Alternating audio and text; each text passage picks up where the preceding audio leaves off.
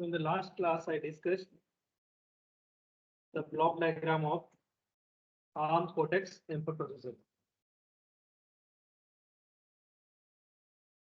After that, I am going to discuss now the register sets available in the ARM Cortex M4 processor.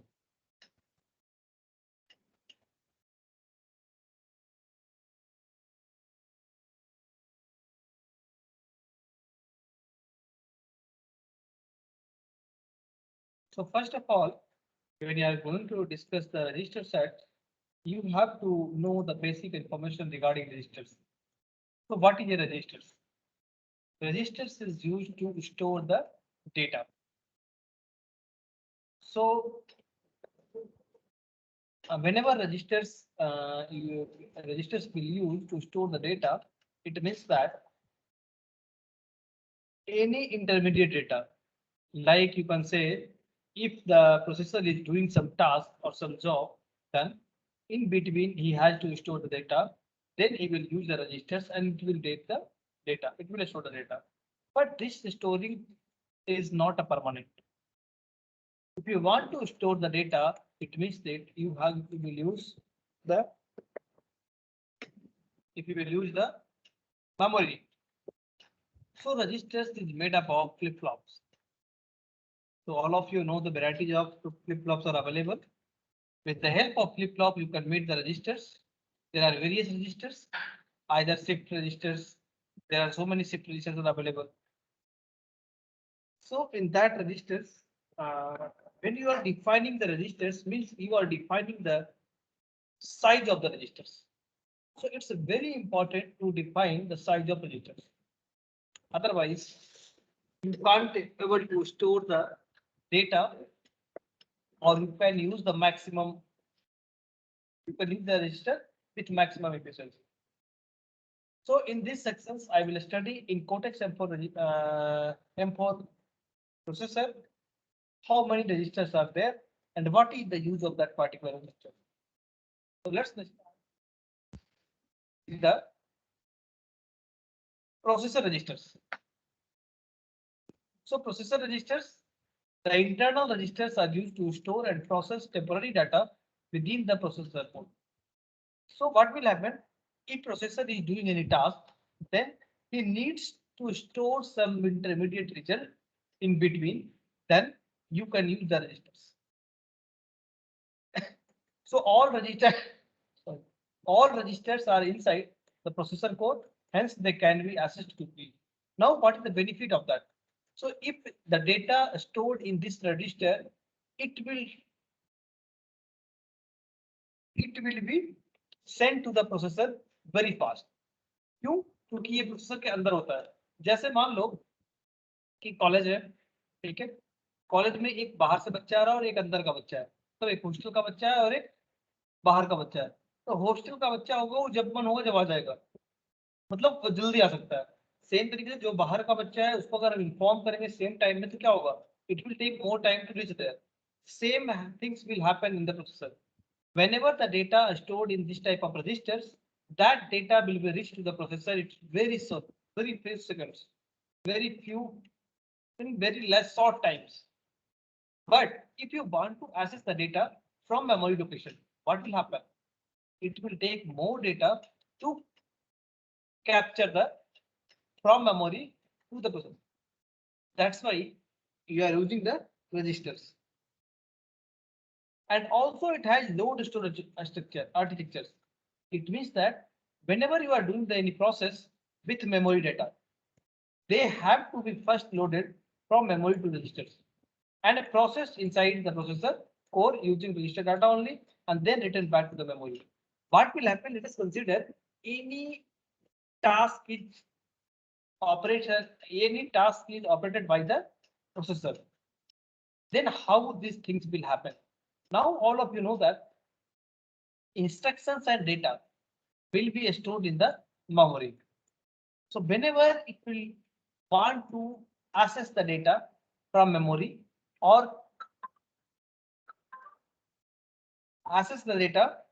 memory, then what will happen?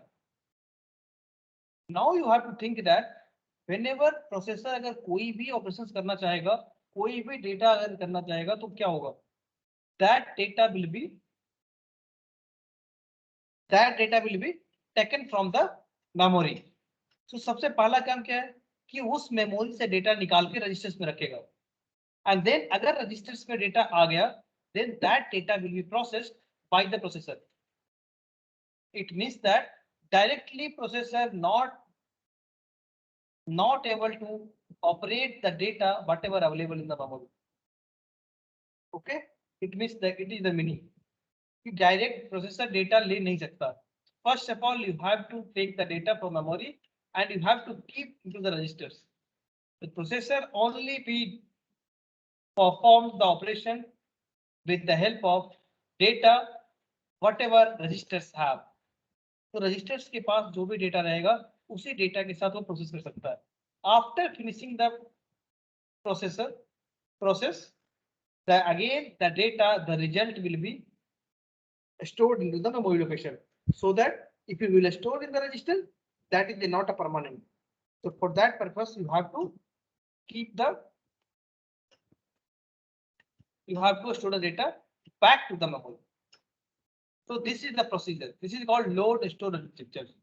So whenever the processor wants to perform any operation, the first of all the data from the memory will be copied into the registers, and this register data will be accessed by the processor, and after processing that task, again the data will be stored in the memory location. So these things will be, this is the hierarchy the processor will follow that. Now we will be talking about the Cortex M4 registers. There the register bank and then some special registers are there. So a register bank is having 16 32-bit registers. So you can tell that there are two types of registers are available in Cortex M4. One is called register bank, another is called special registers. So in the register bank there are 16 32-bit registers are available. That is 13 are used for general purpose and 3 is used for the special functions. So a special registers performs the special functions, but in the registers bank also there are 3 registers are available which can be used as a special function.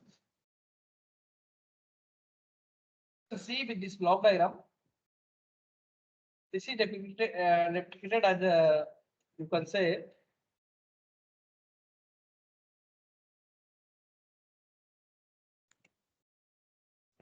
so there are total 16 registers are available. I told you first there are two types of registers. One is called register bank, another is called special registers. So in this line, with this line, this is separated. The top, the above of this line is called register bank, and below this line is written as special registers. Now in the register bank also there are total 16 registers. So it will be denoted from the R0 to R16, R50. Total 16 registers. Now, when we are talking about the register bank.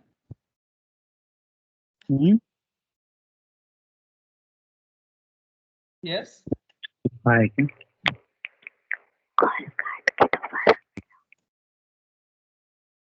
इतनी वाला call काट दो तो मैं काट रहा हूँ जाके कुछ समझ नहीं आया ठीक है कॉल काट रहा हूँ मेरे को आवाज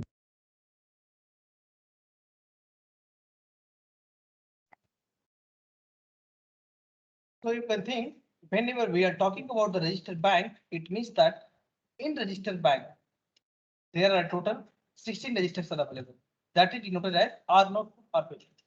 Now, when we are talking about the register bank, there are two types of register, that is called general purpose register and special function registers. So from R0 to R12, it means that total 13 registers are available that is used as a general purpose registers. Now if you are going to use these registers as general purpose registers, next from R13, R14 and R15, these 3 registers will be used as a special registers or a special function registers.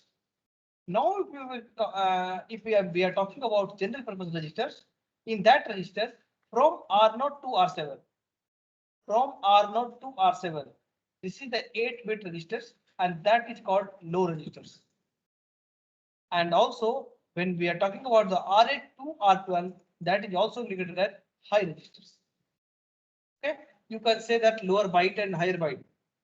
Always we are declaring that when we are talking about the 16-bit data, then we are telling that lower byte and higher byte. But here I am taking registers only. Now you can see this is the stack pointer. So what is the stack pointer?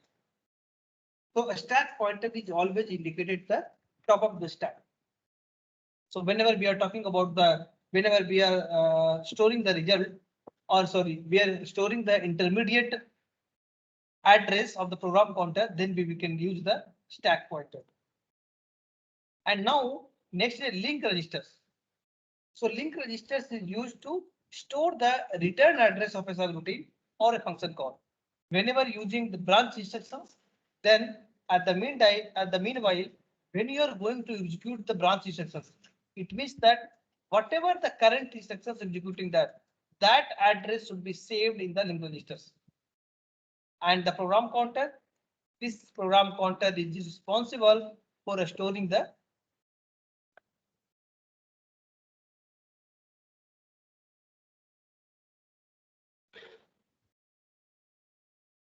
so this program counter is storing the address of the instructions which is going to execute next. ठीक है, तो programme counters पे address वो रहता है जो instructions execute होगा उसका एड्रेस लोकेशन होता है. जिस भी इंस्ट्रक्शन को एग्जीक्यूट करानी है that address should be fetched into the program counter. Now we are talking about the stack pointer. There are two types of stack pointer will be there. That is called MSP, main stack pointer, and that is called PSP, that is process stack pointer. Okay, so two types of stack pointers will be there. Now, if you are talking about the special registers, in that special registers, you are go through with the program status registers, PSR, interrupt mask registers, stack depletions. So these type of registers are available. So when we are talking about program status registers, PSR, that is known as XPSR. So XPSR means it's vary with the, you can see APSR,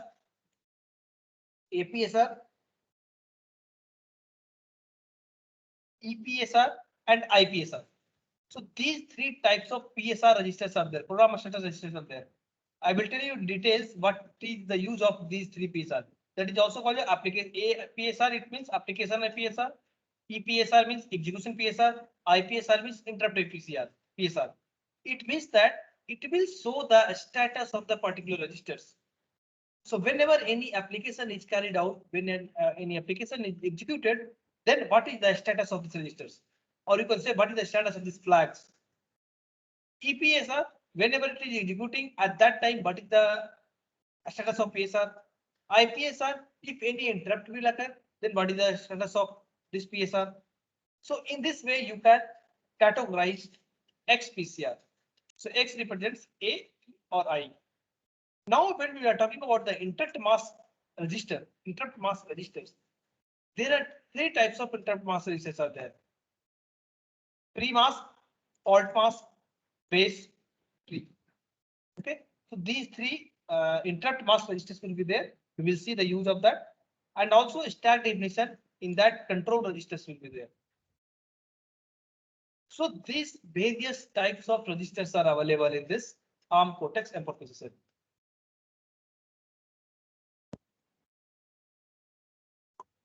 So now, if you are talking about interrupt mask registers, pre-mask, fault mask, base pre, so these instructions, these registers is used to stop some types of interrupts. Okay, so in three different mask registers are available. Now we will talking about that. You can see this diagram. If this memory is there, so main memory there are two things. One is called stack pointer or code memory, or you can stack memory or you can code memory. In this area, the code will be saved. In this area, stack area will be available. Between this stack and code area, it is called heap. Okay. Now, the address, whatever is defined for the memory, that is low address, low to high. It means starting from the 000 and going from the FFF. It depends upon the memory size. Okay. Now, there are two operations. One operation is called push, another operation is called pop. Push means if you want to store the data in the memory, then you can use push instructions. If you want to retrieve the data from memory to the processor, then it's called pop instructions. So with the help of push and pop instructions, you can transfer the data between processor and memory. Now, when you are going to using the stack, you have to use the stack pointer. Since whatever you want to store, you can store the top of the stack. It means that it's easy to retrieve the data for the processor. And also the program pointer, this program pointer is used for the holding the address of the program. So which program is going to be executed next, that address should be in the program pointer. So that's why the program pointer address should be from here to here, any address. Now, if we're talking about the R0 to R12 general purpose registers, so from R0 to R7, that is 8 registers, that is called low registers. It can be accessed by the instruction, by any instructions. So it is used only, it is used by any instructions. Now, when we are discussing high registers, so high register represents R8 to R12. So when you are representing R8 to R12, then sometimes cannot be accessed. That is by some thumb instructions. Now you can see whenever we are dealing ARM processor, in this thumb instructions will be used. Okay. So it may be if the instructions is having 16-bit instructions, it's fine. If it is not 16-bit instructions, then it will use the only low registers and it will carry out. Now, when we are talking about the R13, that is called stack pointer. So this stack pointer records the current address of the stack. And it also used for saving the context of a program while switching between tasks. Now what will happen? Let us consider for a systems or for a processor, if any task is carried out. So if any task is carried out, it means that in between tasks, program counter has to do another task. In that positions, the previous task, wherever the program counter is there, that address should be saved into the stack before executing the next task. Remember that.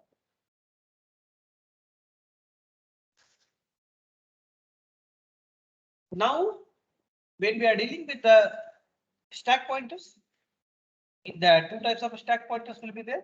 One is called main stack pointer. The main stack pointer is used in applications that require privileged access. Example, OS kernel and exception handlers and the process stack pointer used in a base level application. Now what we will do, already discussed stack pointer today, main stack pointers. Okay.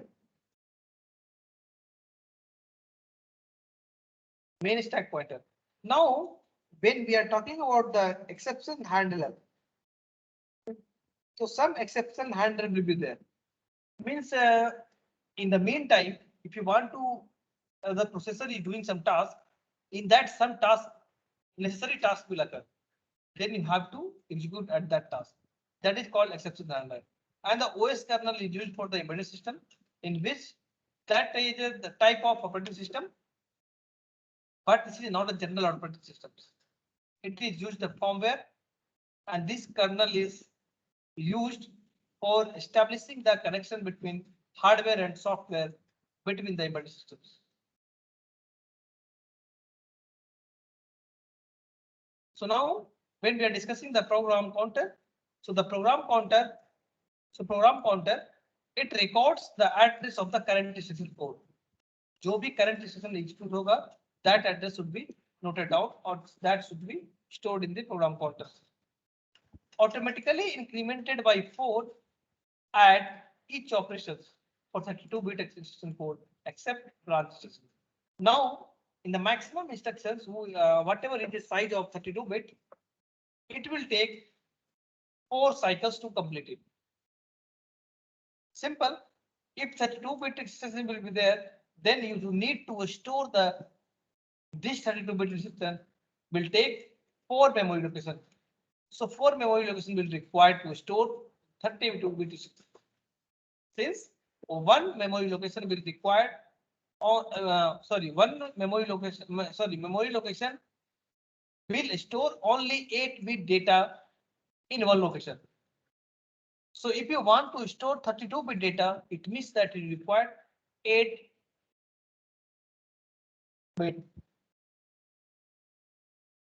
data.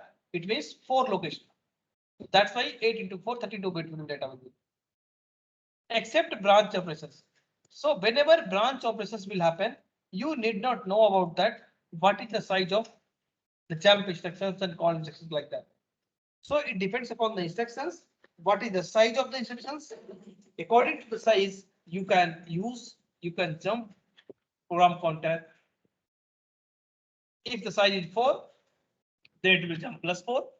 If it is type is 6, then it will be +6, like that.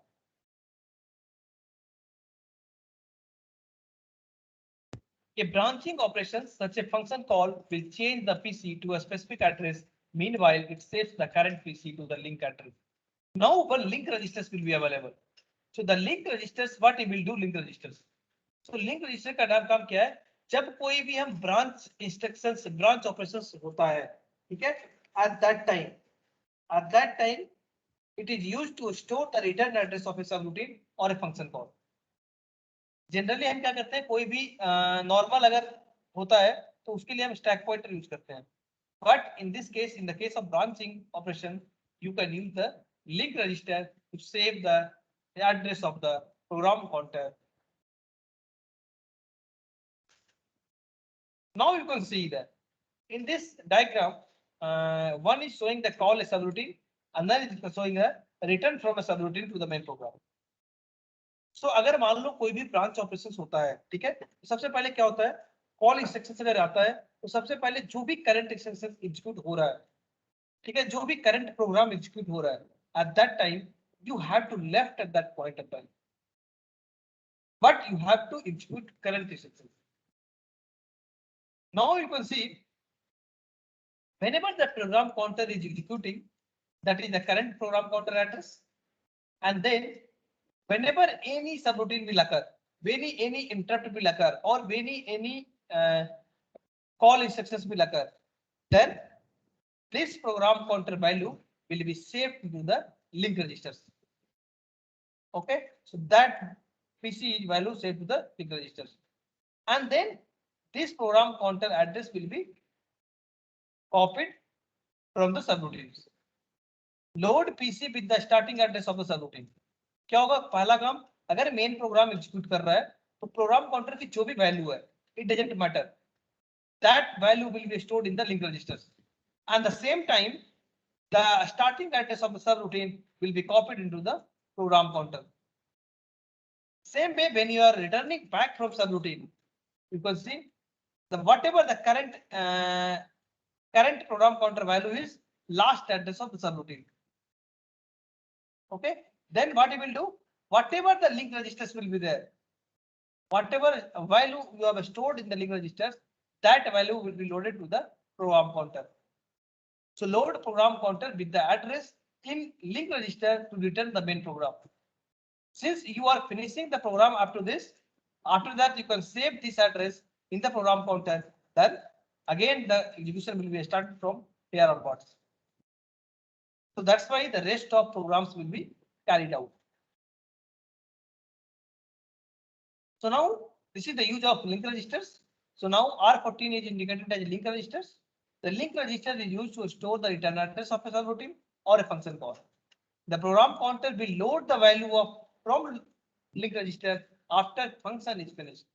It means that whenever subroutine is finished, then again you have to load the link register value into the program counter value so that the main program will be executing continuously. Now you can see when we are talking about the XPSR registers, so XPSR register is called combined program status register. So this combined program status will provides information about the program execution or ALU flags. So what is the status of the ALU? It will show that. So there are three types of application PSR, that is called APSR, interrupt PSR, that is called IPSR, execution SPR, that is called EPSR. So when we are talking about the APSR, IEPSR, EPSR, you can combine these three, you can get the information of XPSR. So in APSR, what will happen? Only flags will be there. Negative flag, zero flag, carry flag, overflow flag. Q indicates the sticky saturation flag. So these 5 flags will be available in APSR and all the bits of reserve condition in that. Now, when we are talking about the IAPSR, it means that only you have required ISR number. ISR number means interrupt service routine number. Okay. And also when we are talking about the EPSR, it means execution PSR. In execution PSR, this will indicate that ICI, IT and T. So ICI indicates that interrupt continuable instruction. So whenever instructions is executing, it means that it will affecting EPSR value. And then with the help of this interrupt continuation instructions, and T indicates that thumb instruction. So all of you know that in Cortex M4 processor only supports the thumb instruction. So this T value always 1. Remember that. You have to set this T value. Okay. Now you can combine these three. You are getting the XPSR value. So when we are talking about the from bit 0 to bit 8, ISR number will be there for the interrupt service routine, and then bit 8 to bit 15, it is ICI IT, and all the bits are reserved from bit 16 to bit 24, and then bit 24 to bit 31, it will be consist of flags and ICIT. So this will tell you the information, or this will tell you the status of the flags after execution of any processor. So now when we are talking about the APSR flag, so already I told you negative N for negative flags. So negative flag is set to 1 if the result from ALU is negative. Z indicates 0 flag, set to 1 if the result from ALU is 0. Carry flag, when carry generated, you have to set to 1. Overflow flag, when the signed overflow flag occurs. Q sticky situation flag, it is set to 1 if saturation has occurred and saturating arithmetic instructions or overflow has occurred in certain multiply instructions. Now, in the day before yesterday, I told you in the previous class what is the saturating arithmetic instruction. So in this saturating arithmetic instruction, it means that you are going to fix the minimum and maximum memory. So sometimes it will happen, the numbers you are calculating, you can get the more than this available location.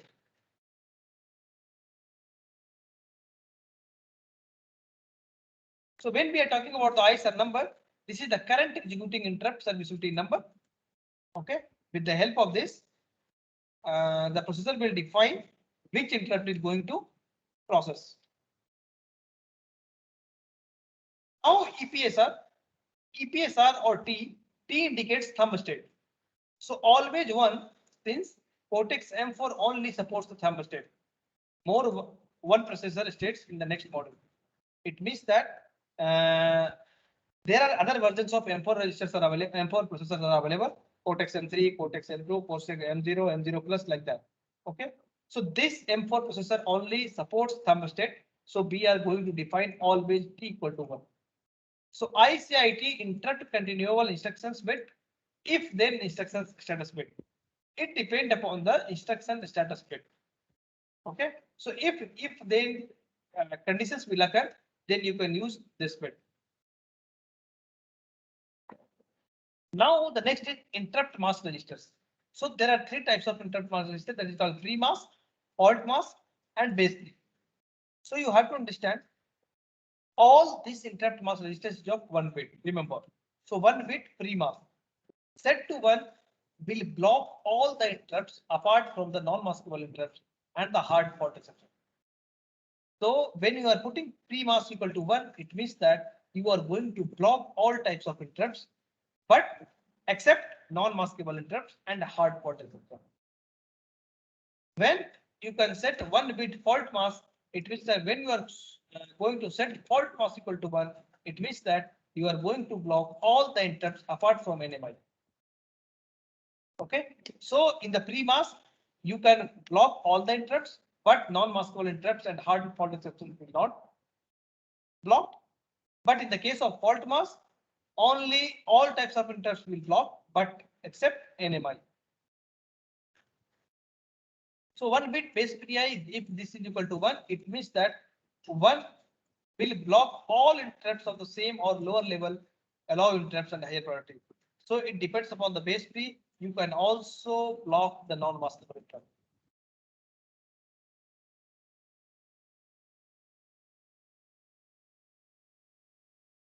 So next is the control registers. This is a special registers, 1 bit stack definitions. Set to 1, use the process stack pointer, and clear to 0 is the main stack pointer. See, there are two types of stack pointer will be there. So with the help of this control registers, you can control the stack pointer, which stack pointer you are going to use, either PSP or MSP. Okay, so it depends upon that. When control bit equal to 1, it means that you are going to use PSP, main process stack pointer. If it is 0, it means that you are going to use MSP, main stack pointer. Now you can see with this diagram, this diagram will show you the all interrupts, pre-mask, fault mask, base tree, okay, and control registers. So with the help of control registers, you are going to use the either MSP or PSP. Okay. So in the prime mask, you can see this part is blocked. It means that you are going to reserve some types of interrupts. Fault mask also you are going to block some interrupts. Base tree also you are going to summon